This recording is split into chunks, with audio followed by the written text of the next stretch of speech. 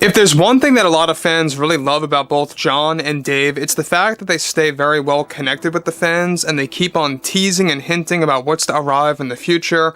And let's also not forget the fact that they will also be providing a lot of retcons and changes, as well as adjustments toward the sequel trilogy movies and the overall canon that surrounds all of it.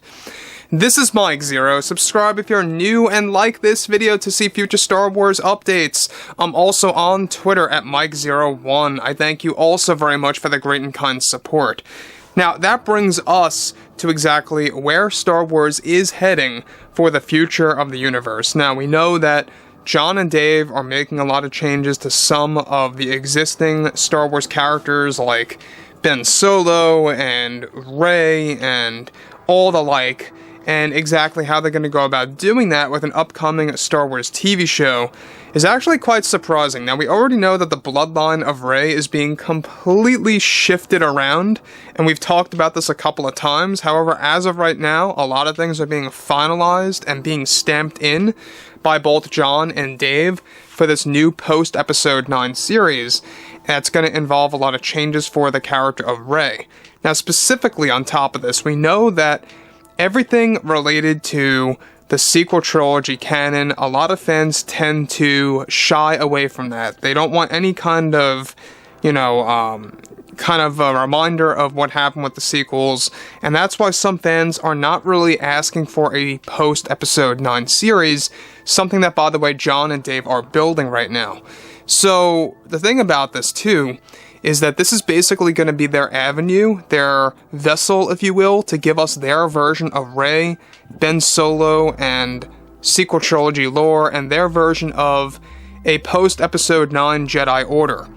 Now, with Disney and Lucasfilm getting ready to make many adjustments to the Star Wars franchise by use of Jon Favreau and Dave Filoni, they recently finalized something big in the upcoming canon that will go into full effect sometime in 2024 that impacts a big character in the sequels. Now, just recently, Jon and Dave finalized their plans for changing Rey's full name in the Star Wars canon in preparation for their post-Episode 9 series that is set to lay down more secrets related to Rey. The first step that they made was by making Rey part of the Kenobi bloodline and making her the grandchild of Kenobi's brother, who is also set to become canon and known as Wei Lin Kenobi.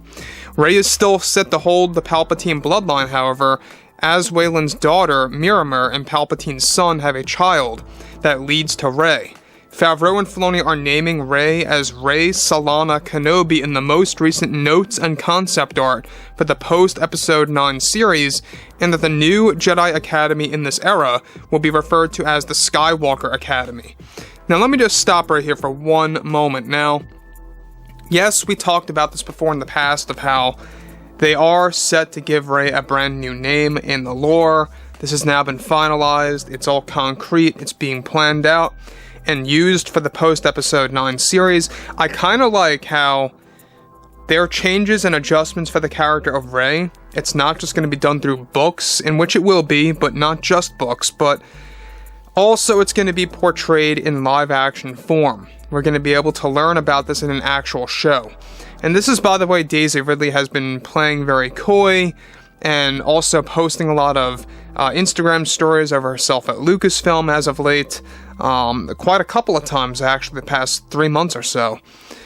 And there's a lot of build-up to this. I mean, a lot of fans really would like to see, what Jon and Dave are capable of in all avenues of Star Wars. And I think one of them, is how can they really handle the character of Rey? That was so controversial among fans.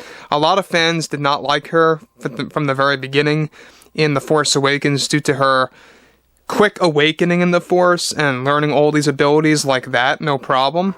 And this was somewhat justified by JJ by turning her into a Palpatine and saying, oh, it's because she's this, she's a Palpatine, family relative, so that was basically his way of justifying why Rey is so powerful. Now what they're doing is that they're not only making her a Palpatine, they're also making her connected to the Kenobi bloodline. Now, if you guys have read The Secrets of the Jedi, or The Secrets of the Sith book, I should say, I believe, in there, alright, we do learn a lot more about Rey's parents. We learn about their names being Miramur, which is her first name, the mother, and then you have Palpatine's son, who is Dathan. Alright, so Dathan and Miramur have a child that leads to Rey. And basically, they are making a canon that Miramur is going to be the daughter, essentially, of Waylon Kenobi, Kenobi's brother. And it was Jon Favreau who specifically told Joby Harold, the writer of the Kenobi series, look, I want you to add in dialogue of Kenobi teasing something about his brother, or that he remembers having a brother when he was very little. And they did that. They provided that dialogue as instructed by Jon, and Joby Harold did that. And that was done, I believe, in like, the 4th episode or the 3rd one, correct me if I'm wrong. But yeah, in there, you do learn a lot more about where everything is going. So, this post-episode 9 series, it is being built up with the return of Adam and Daisy once again. Now, Rey being named Rey Solana Kenobi is said to go into full effect by the spring of next year specifically, and that Jon and Dave will too be making a canon that they even, of course, changed her first name and making Rey as an alias that stuck throughout her life, and that her real first name is Kira, which was J.J. Abrams' original first name for Rey before The Force Awakens went into production.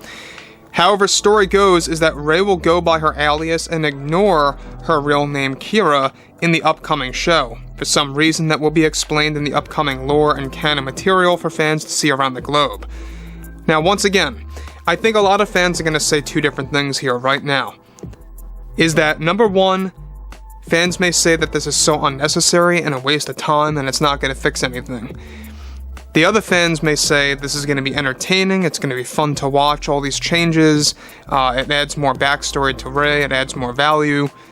Some fans may even say that it's going to kind of fulfill the character more, and it's going to give us a different take on the character. And that's exactly what's going to happen is that Jon and Dave are giving us their version of Rey. The Rey that you know in the sequels, how she acts, who she's called, it's not going to be like that. It's going to be a different version of Rey. Given that, yes, it's going to be based 15 years after the events of Episode 9, that's their plan right now, that's their game plan.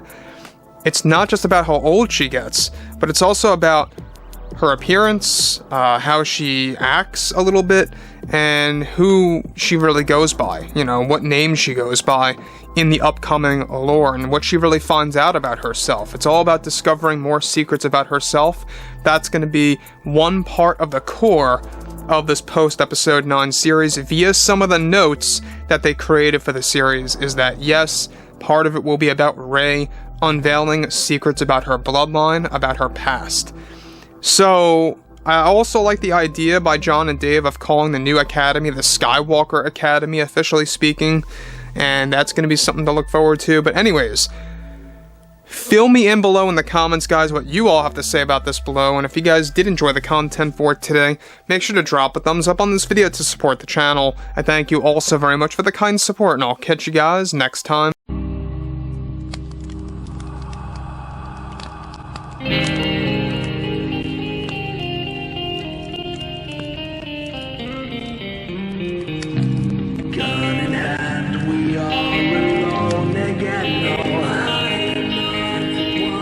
From night to moon, we hear them moans again. No.